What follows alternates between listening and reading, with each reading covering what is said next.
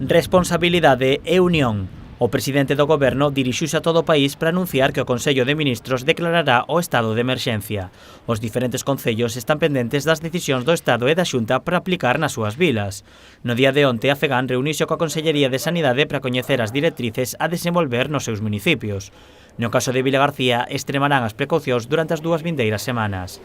Manterán os servizos de emerxencias, suspenderán as actividades lectivas e pecharán os parques infantís. Non ten ningún sentido que por parte da Xunta de Galicia se ordene o peche de centros educativos e despois os pais e nais levemos os parques infantís aos nosos nenos e nenas que estén todos xuntos ali nos columpios. Outras medidas a adoptar serán as do peche das instalacións municipais, a cancelación de eventos deportivos e se suspende a asistencia a domicilio, salvo nos casos necesarios. Aclaro que non quere decir que non se vaya a prestar axuda no fogar a aquelas persoas que vayan a necesitar ese servicio coas medidas de protección necesarias pois se van a manter.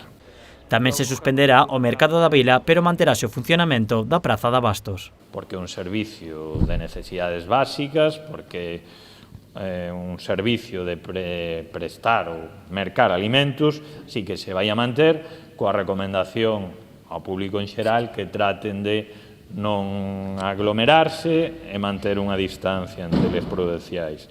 Os servizos da Casa Consistorial xestionaránse de forma online ou telefónica. Ademais, Alberto Varela recordou as recomendacións xerais. Evitar na medida posible os viaxes que non sexan de traballo, non sexan necesarios, pois eses viaxes de ocio que podemos evitar, pois que os deixemos para un pouquiño máis adiante cando se vaya evolucionando.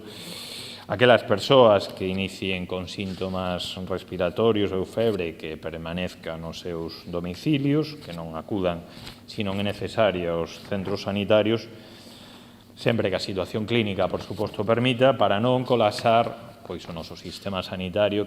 Tamén se recomenda o coidado domiciliario das persoas maiores e das que padezan de enfermidades crónicas ou pluripatolóxicas.